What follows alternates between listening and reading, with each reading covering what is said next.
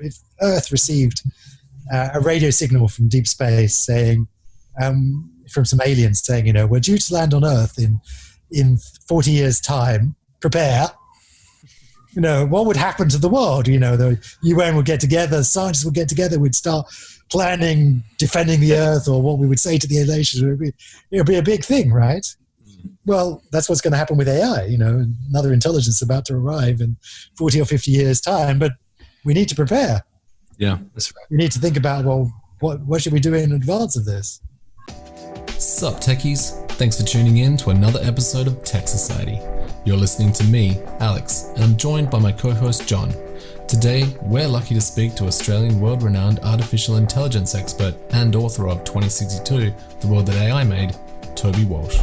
We cover a lot of interesting topics with Toby as we take a deep dive into artificial intelligence and its role and effect on politics, medicine, privacy, and more.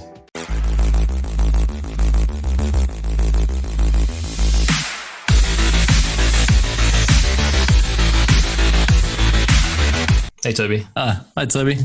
Already in space, I see. Thank you for joining us. My pleasure. Yeah.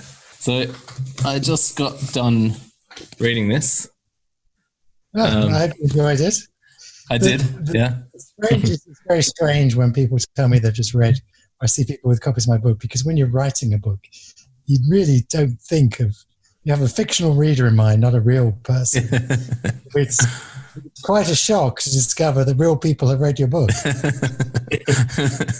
In a good way, I hope.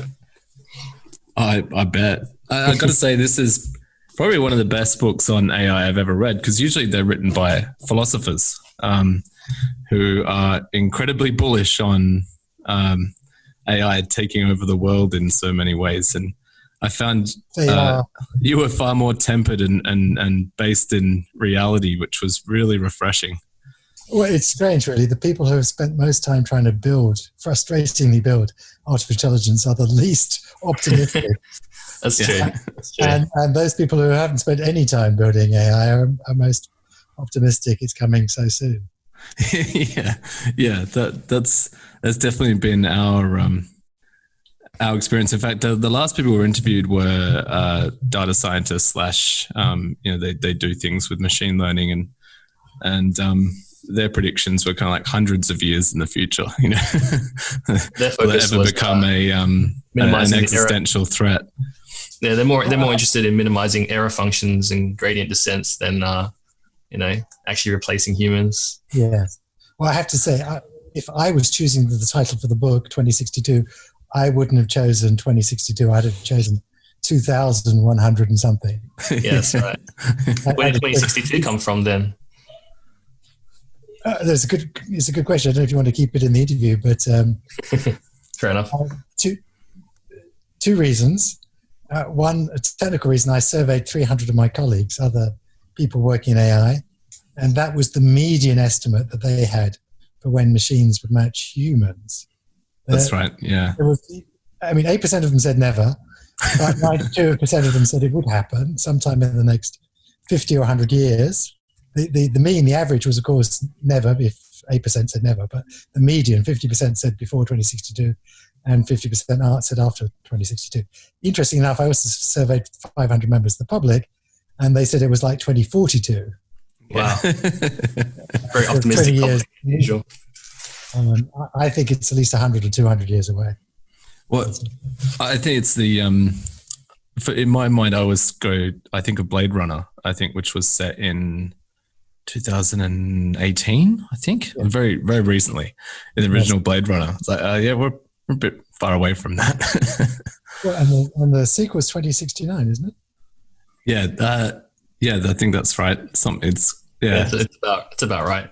Yeah, which But having said that, I think it would be terribly conceited to think that we wouldn't eventually get there at some point. I think what's interesting is that most of my colleagues working there, I think it's something that will happen in a century or two at most. Few of them say it will never happen. Equally, none of them were saying it would take 10 years.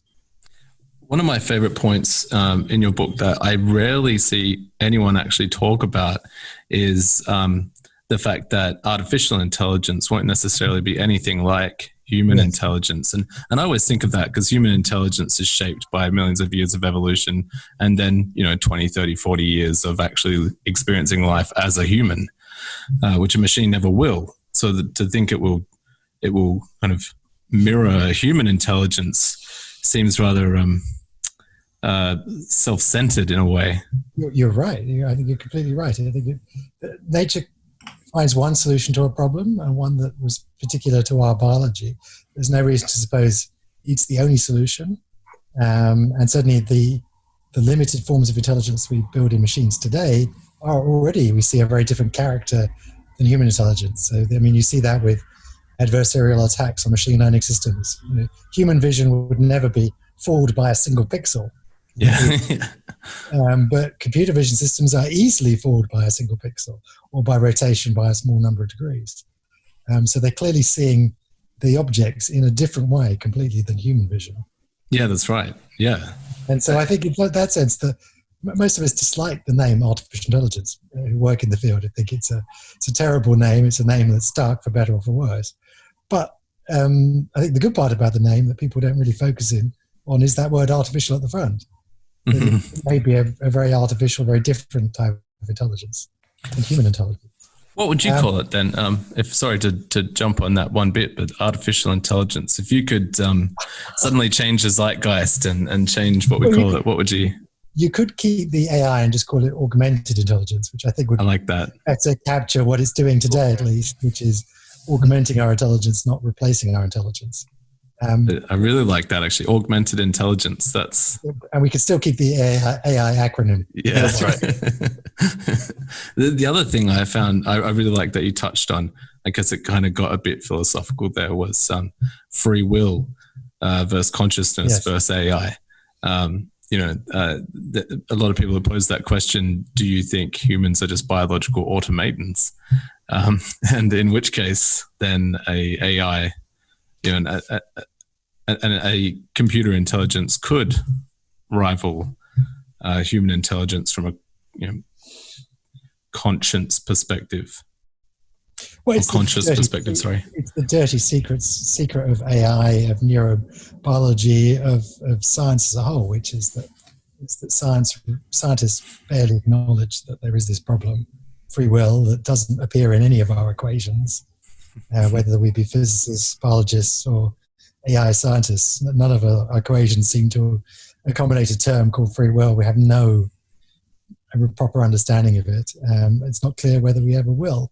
Although, that's, I think, one reason why AI is one of the fundamental sciences of the 21st century, because it may help us understand what is free will. If the machines start to exhibit signs of having free will, then maybe it is something that is more mechanical, more that isn't restricted to something uniquely biological. We don't know. Yeah, it will be one of the most, that's, I think, why AI is so profoundly interesting, not just because we'll end up with interesting artifacts, machines that do intelligent things, but it may tell us something about ourselves, because it is absolutely fundamental. Your experience of life, from the moment you wake up in the morning to the moment you fall asleep, is not your intelligence. That's not what you're experiencing. You're experiencing your consciousness, your free will. And that is the experience of being alive. And the interesting question is, will machines ever have that? Or will they always be zombie intelligence? Incredibly smart, but lacking. I did like that. It's pretty zombie at the moment, yeah. It's lacking in that thing that we know, that we experience, and certainly my experience of life, and I suspect because you look the same as me and you have the same biology as me, your experience of life will be the same. I'm sure there's a French term to capture it, like joie de vivre or something. or some triple barrel German name. Yeah, that's right.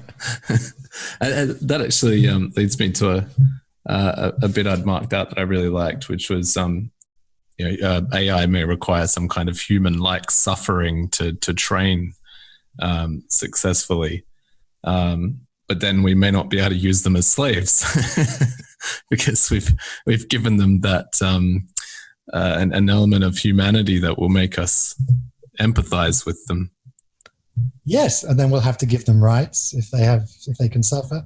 Most things that suffer pain, we give rights. I mean, even animals, we give certain rights to, and there are limits to what we allow ourselves to do to it with animals because of that. Suffering is something that binds us together or binds our humanity together. But you're right. It is a really important mechanism within nature. We learn through, if you put your hand in the fire, you remove your hand from the fire because of the pain, and you learn not to do that again. That's a part of the mechanism. So I still remember putting my hand on the stove as a child. Not a lesson I'll ever forget. Whether we can build machines that learn easily from the environment if they don't have those sorts of things that we know that human learning is built around, which is about reward and pain. And then more broadly, all the idea of emotions. How do emotions fit in? They're a huge part of our lives, or of our intellectual lives as much as our biological lives. They clearly play a really important role in our existence. Evolution, one suspects, has evolved emotions for a very good reason. There have been perhaps very good ways of making quick decisions in moments of stress and high risk stakes. So will we have to build machines with emotions to be able to act like we do in those situations where you need to make a quick decision where you don't have time to think? Yeah, that's and the emotions and pain itself is not a real. Real's the wrong word. Sorry. Like pain is it's not what you're actually feeling. It's just the reaction of nerves. Your body is interpreting that as pain for your consciousness to react in a certain way. That's not a real feeling. Pain is not a nervous reaction. That's the interpretation. You're right. It's a very interesting biological mechanism because we can actually be totally debilitated by pain. We have so much pain that we can't do anything, and that will actually cause us harm. The pain may be so extreme that we're unable to move, and so it's a very finely tuned mechanism that plays a role. But as you say, it's completely imagined. Pain is the result of the imagination of our brains. There's nothing physical about pain. On reading that section, I was immediately, I'm not sure if you're a Futurama fan, but I was immediately reminded of Futurama, the robots, the what is it called, the prison for the robotically criminally insane, and all the robots that have lost their mind, locked away from society. And I kind of immediately thought of that kind of trivial example, but we could end up there. You never know. Yeah. And why stop with pain? I mean, then there are the other emotions that we have, love and compassion and empathy. All those emotions we have, they seem to play a really important role in terms of us running our society, interacting and building interesting structures within our world. So will we have to build machines with those, or will they never have those? And I guess the risk is, like you demonstrated, you end up with Marvin the Martian, who's too depressed to actually perform any functions. One of my favorite robots, Marvin the paranoid android. All the diodes down my left side ache. Yes. You don't know what it's like to have the brain the size of a planet. And all you ask me is, can I open the door? Of course I can open this door. I've got the brain the size of a planet. I like when you talk about, you've been working on AI for more than 20 years now, and 20 years ago people were kind of, I think what you said is, I've got it written down here, how stupid computers are. I would respond, with how stupid computers are. But now it's mainstream. AI is, and in fact, we've found that we've been talking to so many different people, even just tangentially related with technology, and AI always comes up. We spoke to a quite accomplished business coach yesterday, and he was talking about how there are software companies selling AI business coaches that are meant to be better than human business coaches, and everyone is talking AI now. The funny thing is that it switched from with almost everyone saying you'll never succeed at AI to everyone saying, oh, you will succeed at AI. And there was never any point in between those two extremes. It went from complete denial that we'll ever succeed to everyone believing that it was only a matter of months or days away before we would. Yeah. Well, and now everyone's they're looking right around the corner for when AI is going to take their job. Yes. I don't believe it's going to be as simple as that. I think it's more like you call it augmented intelligence, where people start using it as a tool, and then you end up having to hire less people slowly. It's worth remembering that technologies, not just AI, but technologies in general, have always replaced jobs. That's right. You go into an office today, it looks completely different to an office did 30 or 40 years ago. In the 70s or 80s, you go into an office. A typing pool. Completely different. It was a typing pool. There were no computers to be seen. Today you go into an office, there's no typing pool, and there are only computers to be seen. And in 20 years' time, well, in fact, I think in 20 months' time, you won't be able to go into an office because we'll all be working from home. Offices will completely have disappeared. It's kind of the case now anyway, I think. Could have completely dispersed into our homes. So it's worth remembering that so people who used to be typists are no longer typists. No one is employed to be a typist, and so those jobs did get replaced, and no one's going to earn a living. My mother, I remember, earned a living for a while as a typist. No one earns the living anymore as a typist, and I think but many more jobs got created as a result of the technologies that got invented than were destroyed by the technologies in the past, at least. That's always been the case. Because if the world's population is at historic high levels and unemployment in most societies is until recently was at historical low levels. It's a bit of a blip now. But averaged over a number of years, we have seen immense increase in population, immense decrease in unemployment. And so lots of jobs have been created. So that's not, of course, that doesn't guarantee history does not necessarily repeat itself. But it's worth remembering that 20 years ago, no one was an app developer for smartphones because we didn't have smartphones. And 30 years ago, no one was a web developer because we didn't have the web. And 40 or 50 years ago, almost no one was a programmer because we didn't have computers anywhere in our lives. And so all of those jobs have been created, and so lots of new jobs will be created. It may be that more jobs, this is a unique one-off because if computers are doing more cognitive things, then there are fewer and fewer things that machines don't do that humans do. There are still things, though, that humans only do. Humans have much greater emotional intelligence and social intelligence and creativity and adaptability than machines. So it's not clear when or if machines will match those sorts of abilities. I don't think it's unreasonable to suppose eventually they will.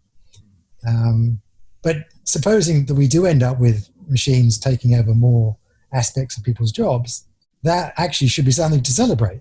Yes. You're saying, wait a second, we're doing less work. We can sit back and drink our cocktails and enjoy the finer things in life. That's actually a positive outcome for society, as long as we make sure the rewards are spread around appropriately. I think that's probably the most fundamental challenge today, which we see is that the rewards are not being spread around appropriately. That's right. So but if there's one time in history where we can actually imagine that maybe we could do things differently, it surely is now. It's now, yeah. Because now we're giving people money to stay at home. We realize that we can actually do that if we want to. We do get to re-envisage what sort of society it might be when machines are doing more of the work. People forget the weekend was an invention of the Industrial Revolution. Before the Industrial Revolution, before the turn of the 19th century, you worked every day. You got up in the morning when the light came up, you went into the fields or wherever you worked, and you worked until the light went down. And then you went to bed and you got up the next day and did the same thing. Yeah. And then because of the benefits of industrialization, the greater productivity that brought, workers started demanding Sunday off to go to church, and the local squire gave them that right. And then unions in the northeast of England demanded Saturday afternoon off, and they won that right. And then Saturday morning off. But there's nothing about the earth going around the sun that means we should have 2 days off a week. We could have 3 days off a week.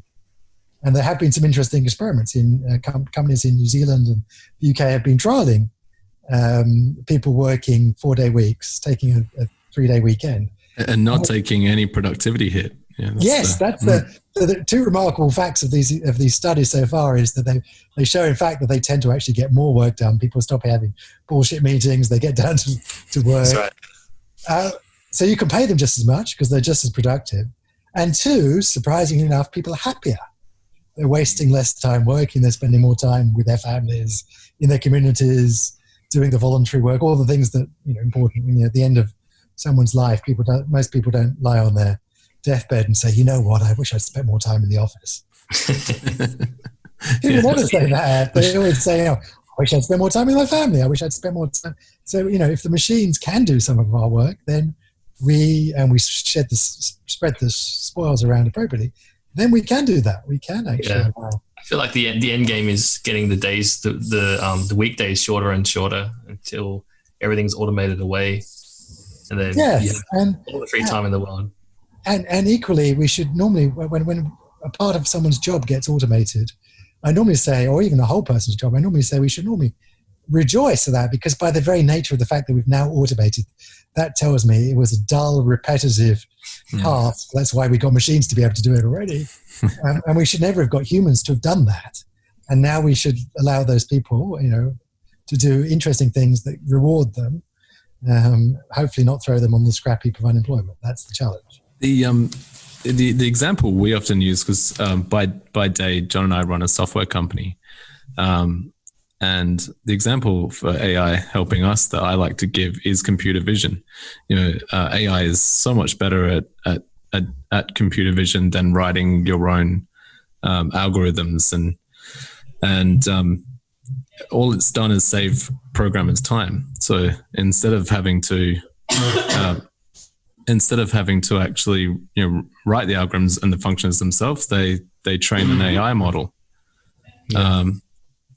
But that doesn't replace a programmer.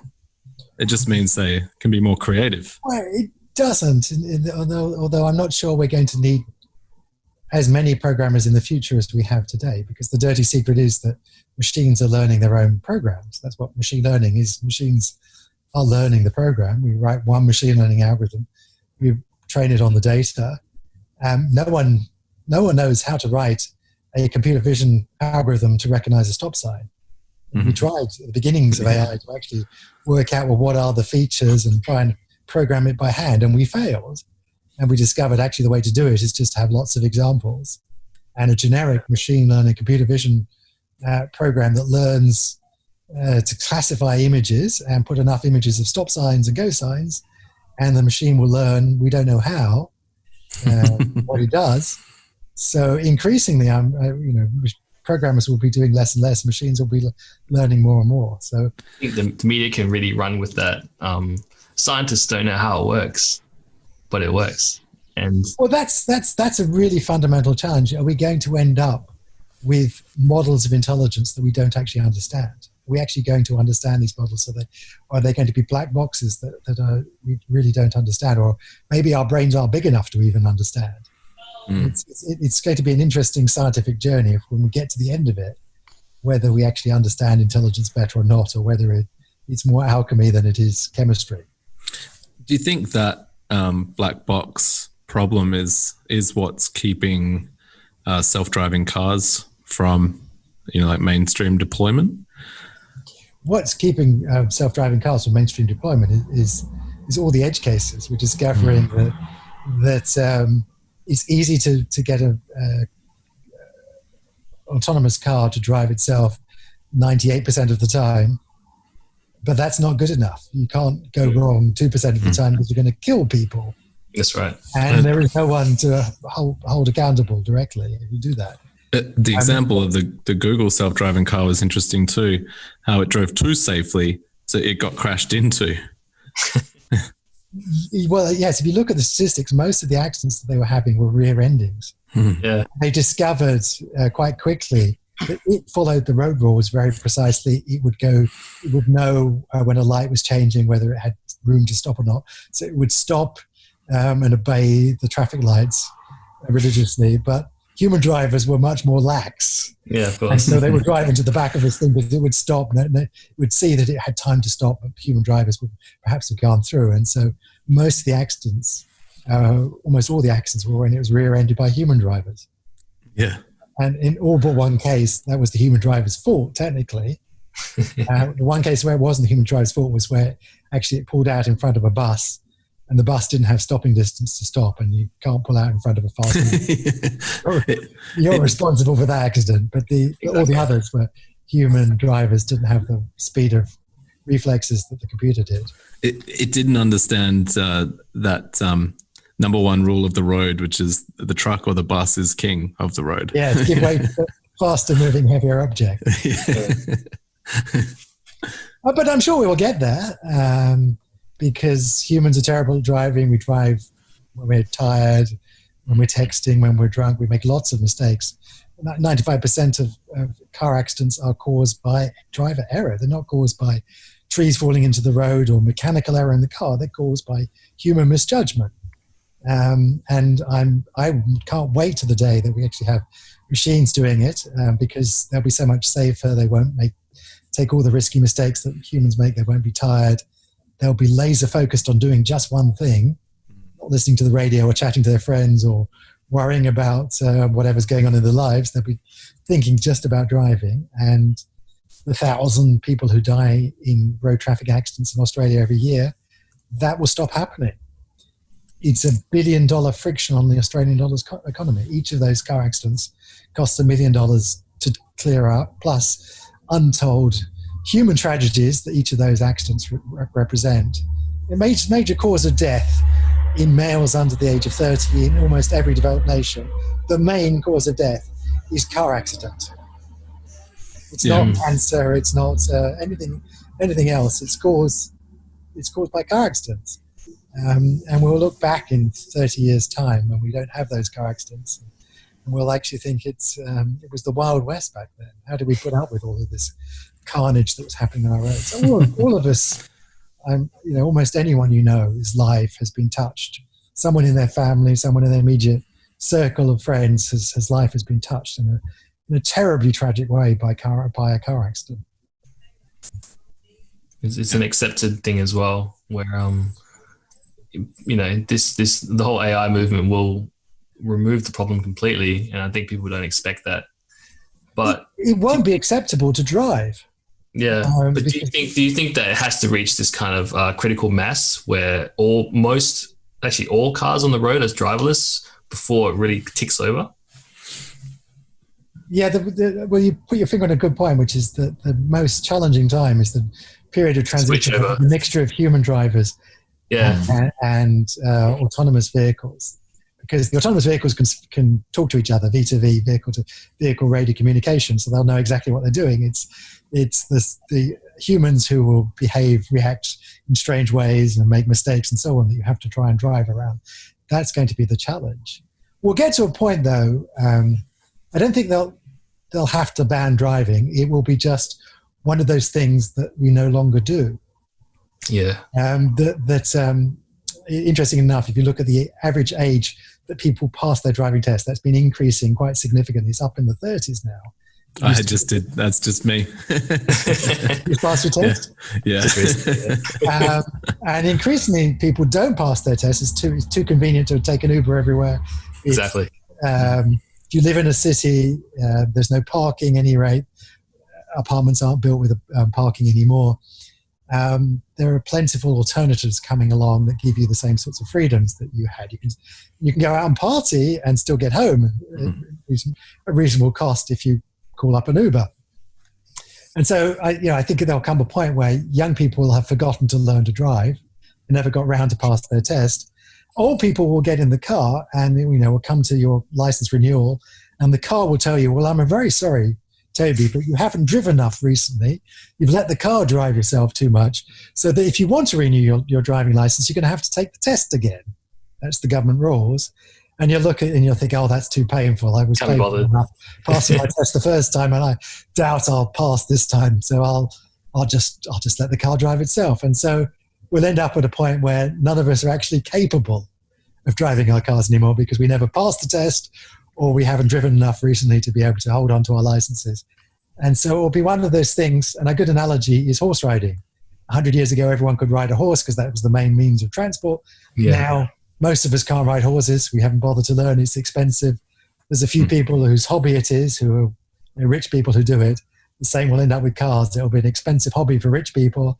There'll be special places where you can do it and racetracks. But for most of us, we'll enjoy the convenience. Because Ubers will, of course, will be 1/10 of the price. Yes, yeah. The most expensive thing in the Uber is the driver. It's Uber's game plan. It's the only way that Uber is going to turn a profit is if that they can get most of the income, if they can get the most of the most expensive thing in the Uber is the person sitting there driving you. If they can get that person out, then they can actually lower the price of fares. They can get a greater percentage of the income. And that's the only way they're going to justify their incredibly bloated share valuation, as if they can hold on to that value. Not give it to Uber drivers.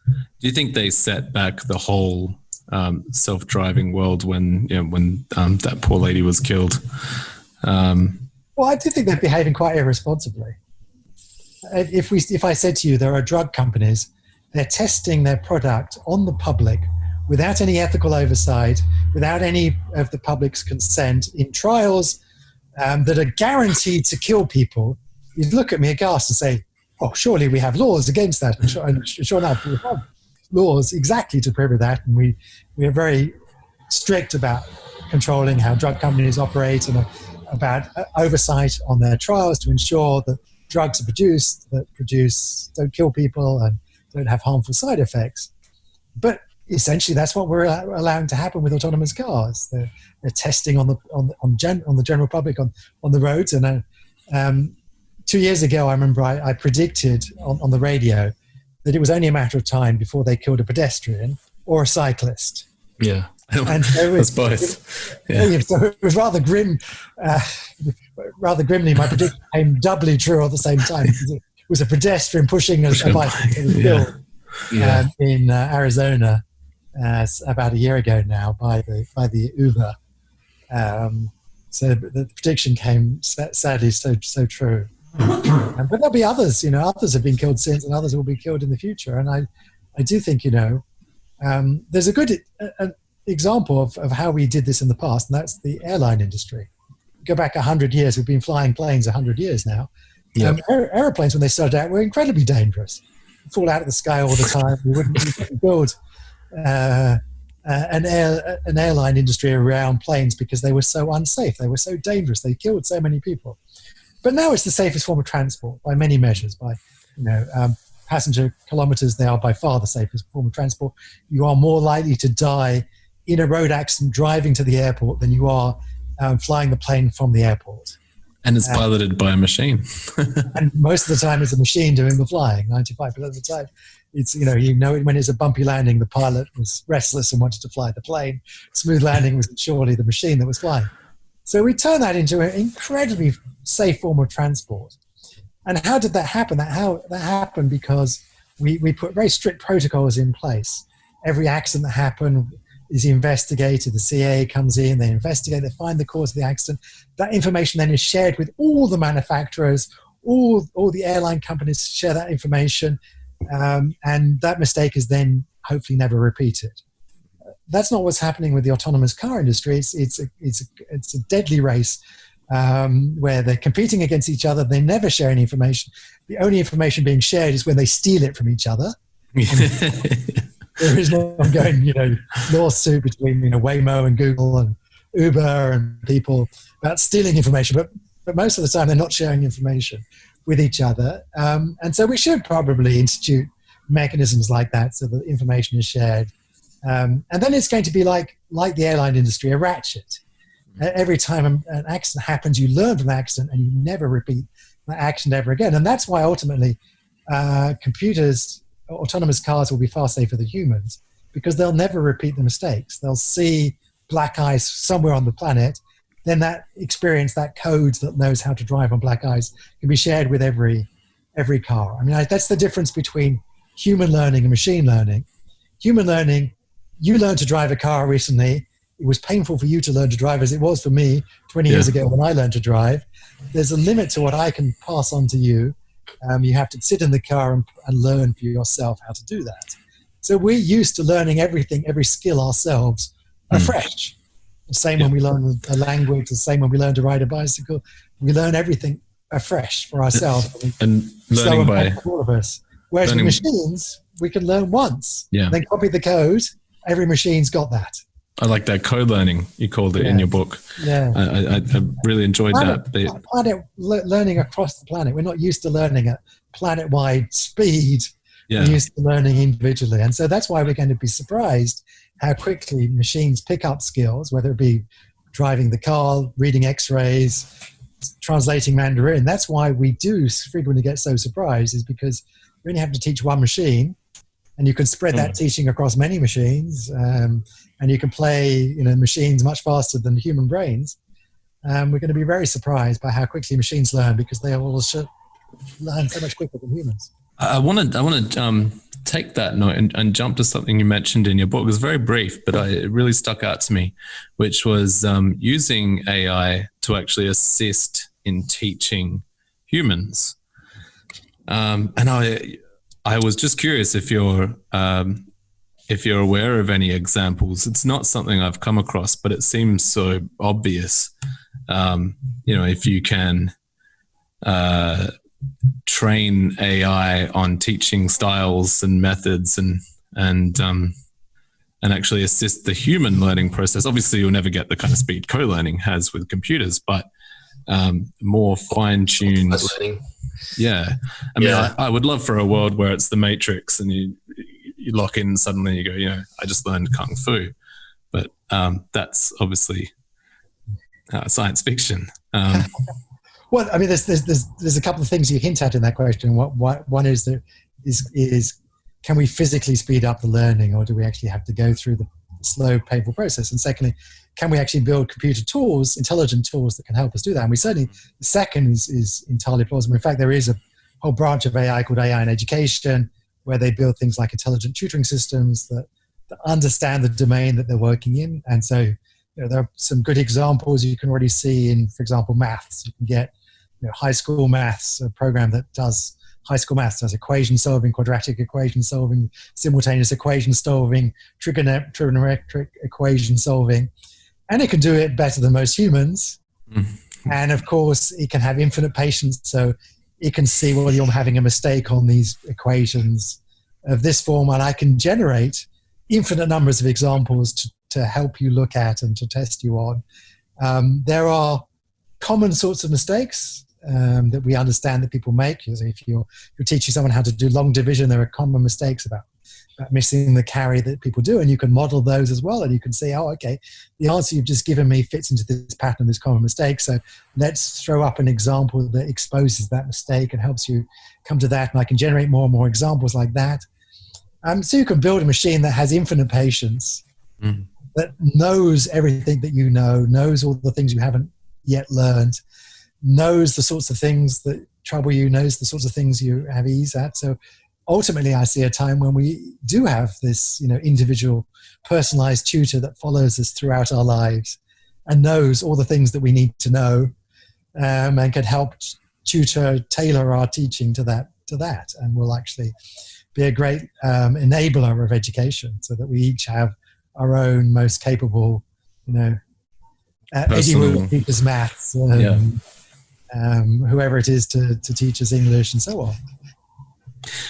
What do you think is the future of, or actually what is the present, and how quickly do you think we'll move towards AI that can actually detect and respond to emotion, tone, all those kind of subconscious cues that humans have, because the neural NLP is pretty good at just translating your words into English. But how far away do you think we are from actually being able to read context? So there's a couple of things hinted at in your question. I mean, one is sentiment, understanding. Someone angry, someone sad, someone is happy, is someone in love, and we can do that to a limited extent today. You can run a sentiment analysis over a text, and it can give you a reasonable understanding of the sentiment behind what's written. And machines will presumably do that better and better over time. But they still really don't have a deep semantic understanding of the text that's underneath. It's very much a surface level. If you look at how natural language processing works today, it's a very statistical level. You give Google Translate, and because Google Translate now is pretty much just pure deep learning, if you give it a sentence to translate like, he is pregnant, or translate that into any other language that you like, it won't blink for a second. It will take he and give you il in French, because that's the most common word for he, is, est, because that is the most common, and pregnant, enseigneur, I think it means, or something like that. And it won't blink for a second because it doesn't understand the words. It doesn't have any semantic understanding. The picture that you're forming in your mind of a pregnant man and the troubling image that gives you and the thoughts around that, well, mankind would be terribly troubled if men were pregnant. The human race would probably come to a very swift end because we wouldn't be able to deal with all of that.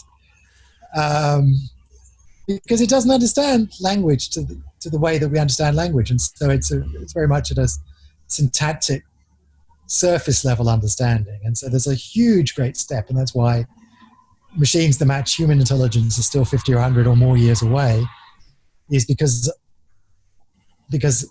our intelligence is intimately tied to language. We know that. Language is the language of thought. When you're thinking in language. That's the way we can express much richer, more complex ideas, is because we have language in our brains as well as in our mouths. And yet machines really don't have that understanding of language that we know the humans have yet. But it's remarkable how far you can go just with that surface level understanding. I mean, Google Translate is amazing what it does. Absolutely. It surprises computer scientists, AI researchers all the time in its ability to do things, and yet not actually have a deep understanding. But it's very easy to form full AI systems, natural language understanding systems, by introducing context, introducing background knowledge that machines don't have, and we've made absolutely no progress at all in the last 50 years, really, on giving machines any of that. Which is why there's such uncertainty as to how long it will be before machines match humans, because there are a few big things like that we've made almost no progress on at all. I have wondered if Google are training or using the data they're getting from these things, the Google Homes, there, with their training, and whether they're... I'm sure they are. Because I constantly yell at mine. So they should have a lot of examples of anger. They will have. But the interesting thing is, most of the progress that we've made in AI has been on the subconscious. It's not, surprisingly enough, been on the conscious things, the things that we think about. We've made much less progress on the things where we introspect about our thinking, where you'd have thought, well, we ourselves think about how we do that thinking. You'd think we'd be able to program that. We've made much more progress on the subconscious things, perceiving the world, hearing the world, things that you can't explain to me how you do them, but you do them without thinking. It happens somewhere in your subconscious, and the answer appears in the front of your mind somehow by some magic. Those are the things, surprisingly, counterintuitively, that we've got machines to do. The things that we're more conscious about, we've made much less progress on. Just to jump to something completely different, one of the areas of or utilizations of AI that I've found troubling, and you documented it in your book, was in America, the Department of Justice using it for actually giving people prison sentences, and the inherent racism in their data. And I'm wondering, do you feel that we're maybe jumping the gun on use of AI in areas like that? Should we be using AI to determine people's prison sentences, or determine whether they're more likely to reoffend? That's a great question. I mean, what's even more troubling about that question is that subsequent to the discovery that ProPublica exposed that the North Point's compass tool, which was being used to help judges set sentencing, was inherently racist in its determinations, was that the tool is still in wide and active use, despite all of the failings that we know and all of the troubling evidence that we have about it is still in regular use. It hasn't stopped it being used. Yeah. And on one level, you can say, well, you can see the attraction. We have all this data about where crime takes place and which criminals reoffend. We could do a much better job, perhaps, at deciding these things and at making sure that people who make society at risk are kept locked up, and those people who aren't and can be returned to liberty. That would seem to be something. Well, if we could have these tools, then surely perhaps we should. But equally, I think we should be very careful that perhaps there are some decisions that we shouldn't hand over to machines ever, even if machines can do them better. Because we discovered, first of all, there are troubling examples of them perhaps being racist and biased in their decision making. And it's hard to know how we could eliminate all those biases. I mean, the data, by its very historical nature, is biased by this historical system in which that data was captured. And it's hard to build systems that don't reflect those biases.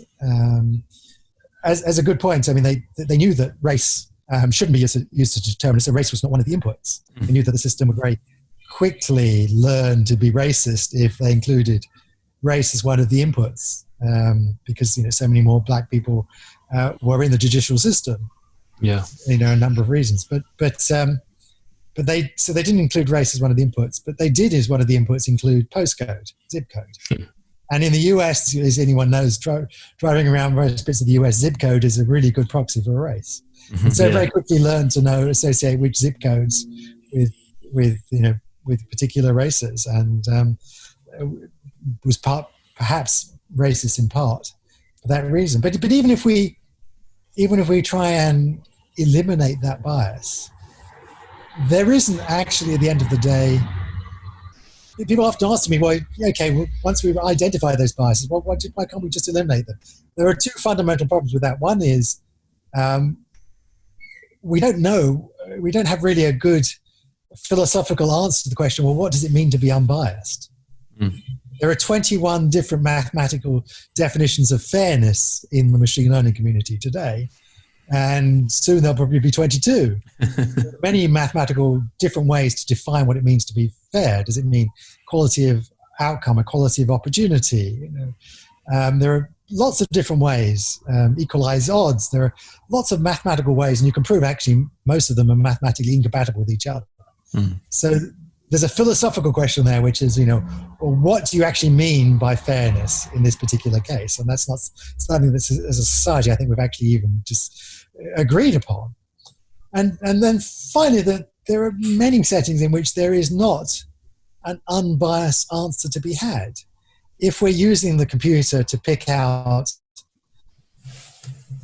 a number of people to lock up, or a small number of people whose CVs we're going to call for interview, a small number of people who are going to receive preferential treatment in insurance, or a small number of people who are going to be inspected by the tax office for fraud, that's a small number. That's a bias out of a big number. One of the old-fashioned names for machine learning is inductive bias. It's finding the right bias.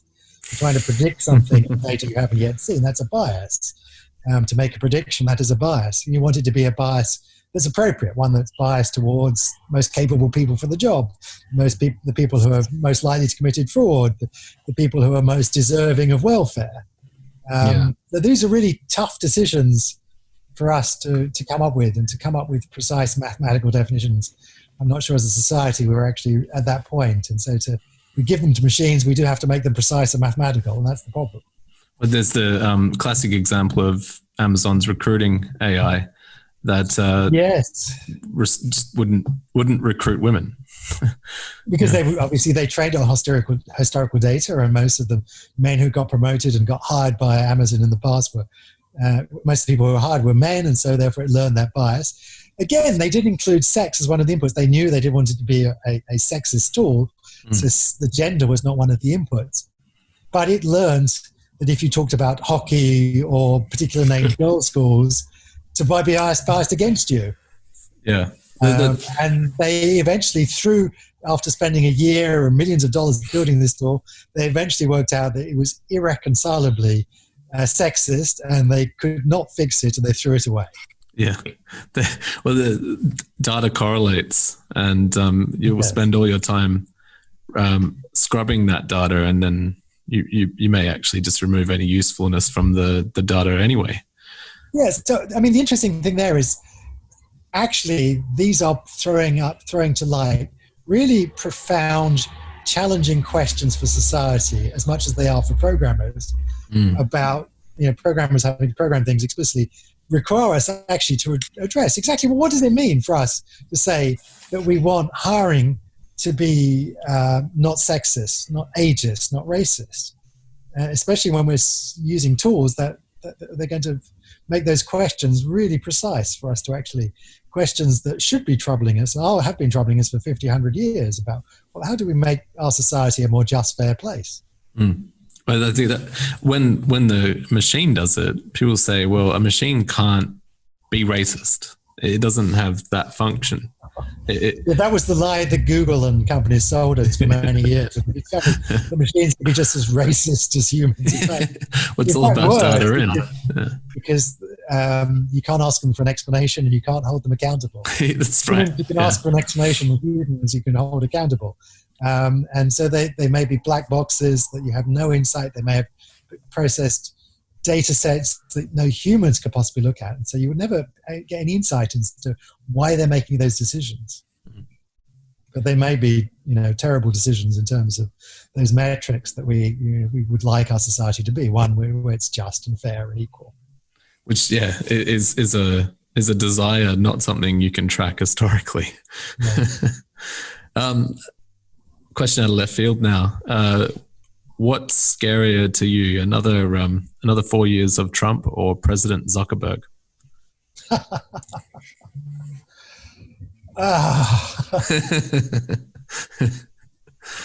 I had this, I must admit, after the election, but before the inauguration, there was this little bit of me that had a small bit of hope that Trump didn't owe allegiance to anyone.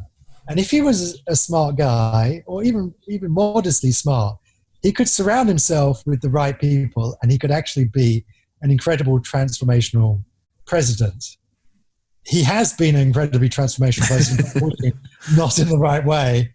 I think I'm hopeful that he's actually burying his chance at re-election at this point. So, I would be terribly worried that the most powerful media baron on the planet, Mark Zuckerberg, who has tools to manipulate how people think and vote, might have political aspirations.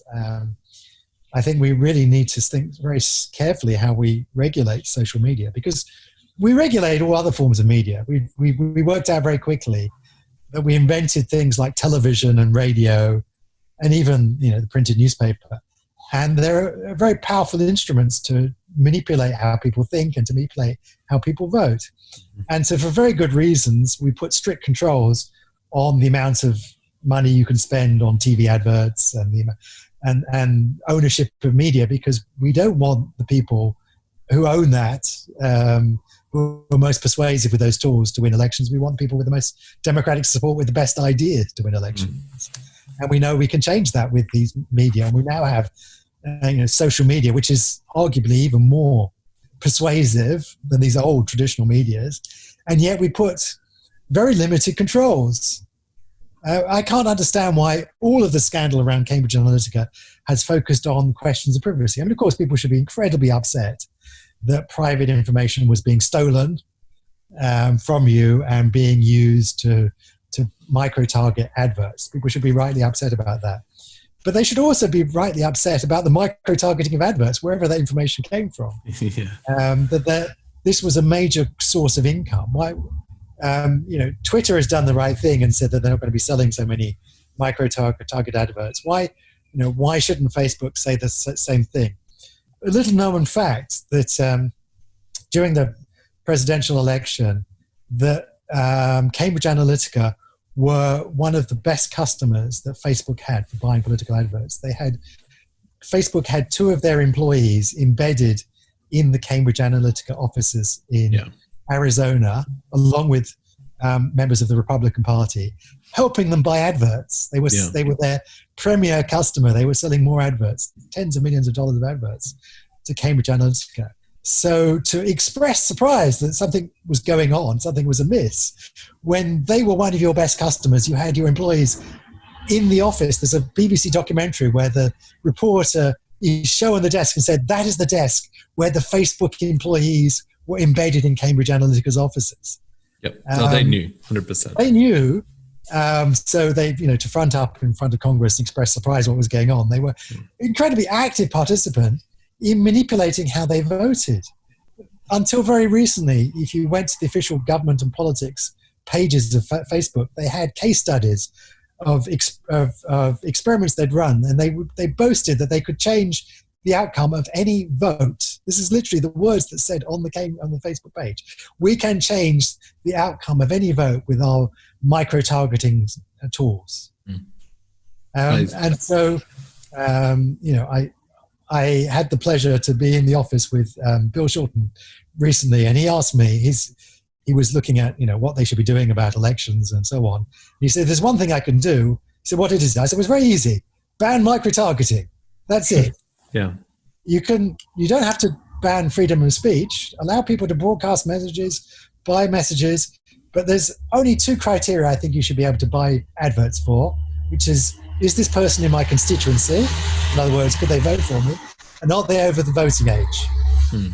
And if you allow people to divide up the electorate and show half-truths and untruths to various people that other people never see, you can manipulate. And in these tightly run contests that we see today, it's easy to swing votes. You only need a few percentages to change the outcomes. And so we need to, I think, really strict rules regulating the misuses of social media. I don't think it's not adding to our political discourse to allow micro-targeting of adverts, and therefore, why don't we just ban it? Yeah. It's not, Facebook is not going to be bankrupted if we tell them sell micro-targeted political adverts. There's plentiful money they can make selling adverts for other things to other people. I think it's a small part of their income, but it's corrupting our political discourse. I'd say corrupted. Yeah. Yeah. And Facebook, I think Facebook has shown a bit of a lack of ethics right from the very beginning. And some of the experiments they've done on their users, I remember reading one where they, the whole goal of the experiment was to see if they could make people miserable, which is, just wholly unethical, and basically running experiments on the general public without their consent. What we talked about previously. Again, I really do think we have to reform what we do. We don't. Part of the problem is there's two problems here. One is that we don't value people's mental health enough. So if you run experiments on people's physical health, so you're a drug company, you're producing a foodstuff or something, and you poison people, then you run into serious trouble very quickly. There's plentiful regulation and standards around that ensure you don't do that. But we don't seem to apply the same sorts of standards to people's mental well-being, and we should. And then the second is that we don't regulate private companies well enough. If I work in a university, if I want to run an experiment that touches a human in any way at all, I have to run this through very serious ethics approval. I have to get informed consent.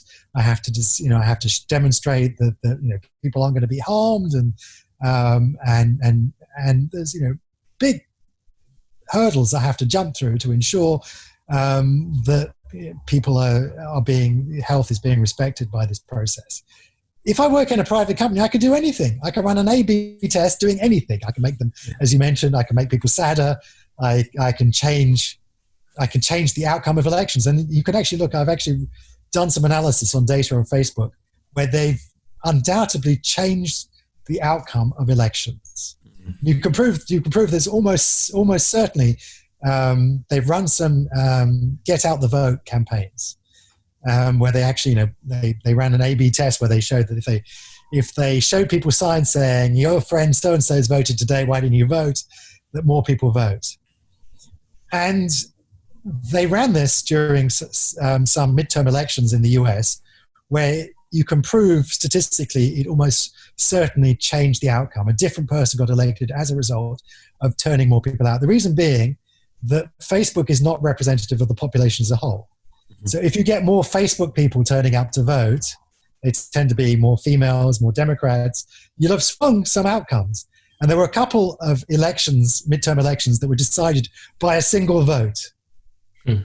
So if you got more people if you got, and they, according to their numbers, they got out in those electorates, they got out a couple hundred more voters of a tightly contested vote. Almost surely that meant you changed the numbers by more than one vote. You changed the outcome, almost certainly.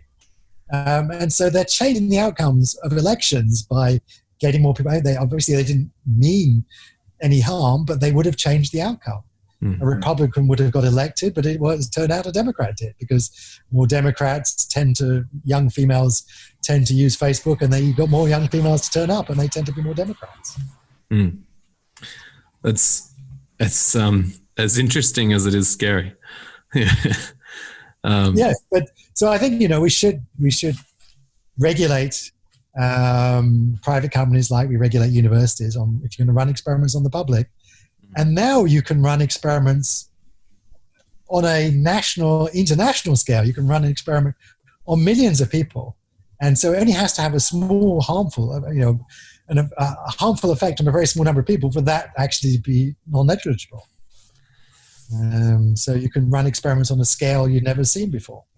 And what do you think of the future of these mega corporations like Facebook, Google, to a lesser extent, Apple, Microsoft, Amazon, actually right up the top of this list of being the barons of data, the monopolies on just the sizes of data they've got and are collecting? I think we'd have to seriously think about regulating them. We regulate all other large industries. We regulated big pharma, big oil, big tobacco, the banks, all of those businesses. When they became too big, the market stopped being efficient, and you start ending up in monopolistic-like behaviors. And we're seeing that happening. We see data monopolies happening. We're seeing network effects. And if we're not careful, and you're already at the beginnings of the signs of this, you see there was a brief moment where we saw incredible innovation happening, as the internet took off and as IT tech started to flower, we saw incredible improvements happening and innovation and change happening, being driven by the market. But that's starting to stifle, because now what is happening is that those companies are buying up all the startups. They're not in the rate of innovation is by various metrics is actually possibly slowing down. It's impossible to compete against these companies, because what happens if you invent something, some new web service or something that these big boys don't have? Well, one of three things happens. One is that they try and buy you up. You can refuse to sell to them, of course. That you still can do that, but they can offer such lucrative sums of money, it's hard to refuse, but you can still refuse. Well, then they just drive you out of business, because they then copy what you're doing and give it away for free and they've got deeper pockets than you, because they've got this huge, great share price. They've got huge, great venture funds that they can tap into. So they'll drive you out of business. And so ultimately, I think we're actually seeing the innovation that happened at the beginnings of this millennium is actually slowing down, and you're seeing monopolies starting to happen. Is it in the consumer's interest that Facebook brought WhatsApp? I don't think it is. Not at all. And Instagram. It's not clear to me that there is any choice. Is it another example? We force companies to open their data up. So we're now moving into a phase of open banking, because we realize that unless you force the data to be open, then you're locked into being with a particular bank? Well, we're locked into using a particular social media service because Facebook is a walled garden. And so unless we regulate that they open that garden up, there won't be true competition. And it's telling in the AI world that like Google are very open about the actual technology they've developed for AI. As far as I'm aware, you probably have a deeper understanding because they understand that it's not actually the AI tools that is the valuable part. It's their data. Yes. I mean, that's the interesting thing, that all the AI tools pretty much are given away for free. You can go and download TensorFlow, just I think had its 100 millionth download. And they've seen in the lockdown of pandemic a rapid increase in the rate people are downloading these tools. So it's, in one sense, it's an incredibly democratic revolution that anyone can download the tools. But as you point out, in other senses, incredibly undemocratic because none of us have the data that Facebook and Google have. And so therefore, none of us can offer the quality of tools that you can train with that data on. And so it's another reason why you can't compete against the Facebook and Google. Is that even though you produce a much technically better solution, you don't have the data, you don't have the eyeballs that Facebook and Google have to be able to turn that into a better product. Yeah, that's right. And that's it's insurmountable. When you need millions of data points to actually... I disagree with you. It's insurmountable. It's surmountable by regulation. Yes. And all markets we know have to be regulated. They all run to excess. You have to set the rules up in the market to enable competition to happen. And so we have to set up the rules in these markets to enable competition. And for a while it was fine. They didn't really matter. They weren't monopolies. But now they are monopolies, and it does really matter, and it's impossible for other people to compete. And so they have to be regulated to enable that competition to happen. There was an interesting example. I thought I'd written it down. A company that Google bought, and they promised the regulators they would keep the services open for 5 years. After 2 years, they decided to pull the rug out and close it down. Yep. And nothing happened. The regulators didn't reverse the sale or bring any. I think this was this airline fare comparison website. That's the one. That's the one. Yes. Yeah. A classic example. Well, I mean, that's the other mistake, that regulators feel that these are global corporations and that you can't regulate them, they'll take their business elsewhere. Well, we discovered that is a misconception. You can regulate them, and many of these corporations now are being slapped down with billion-dollar fines by the European Union. There are specialized laws being introduced. Australia is one of only 2 countries that has a Google tax, which says, if you rearrange your tax affairs so you don't pay tax for your hundreds of millions of dollars of revenue in our country, we will charge you a percentage of turnover instead, so that you will. Because at the end of the day, at the end of the day, it's in their interests. If they strip markets of all value, then these markets will disappear. The only reason that there is value in Australia is because we collect taxes that allow us to send people to school and build hospitals and roads and all the other things in which those markets can then operate. So it's in their interest ultimately to pay tax. And the ironic, of course, is that they can well afford. They're the one set of corporations around at the moment that could well afford. They have many of them return 40% profits on turnover. There are no other businesses out there that are legal, only selling drugs illegally. Have bigger margins on turnover than the tech companies, so they could afford to pay much greater tax than they do. It's one of those examples. Yeah, it's one of those examples where you need regulation to counter that tragedy of the commons issue, where they can do it, so they will, and if they don't, everyone else will. So it's I think only government has the power to actually stop them acting that way. Yeah, I mean, antitrust law has completely failed us here. It used to be it's got hung up on the idea that you can see if there's monopolistic behavior, if antitrust legislation is needed when prices are being manipulated by these monopolies. Well, the problem is these are companies that give away their service for free. So how can the consumer being suffered when they're getting these products for free? Well, you're forgetting, all the externalities that are happening in these markets. You're forgetting that actually you are the product, and it's the advertiser that's buying you, and you are actually you're not getting the product for free. You are the product. Mm. Yeah, that's right. A lot of people don't understand that, even though we've been the product for a couple of decades now. Yeah. People still think, it's a free service. Well, the monopoly is on the other side of the market. It's the advertisers are being abused by the monopolistic, having to pay whatever prices that Google and Facebook charge them for their advertising. Yeah, that's right. Yeah. I'm really glad you covered that in this. I was really happy with the breadth of topics you had in here, and I have to say, where we see eye to eye on pretty much everything. The funny thing is, when I finished writing the book, I looked back over the book and it was way more political. I mean, I'm a scientist at the end of the day. I didn't set out to write a political book, and I try not to be political. I mean, I don't say these are the solutions, universal basic income. I talk about universal basic income as one of the possibilities that we could look at to deal with some of these challenges.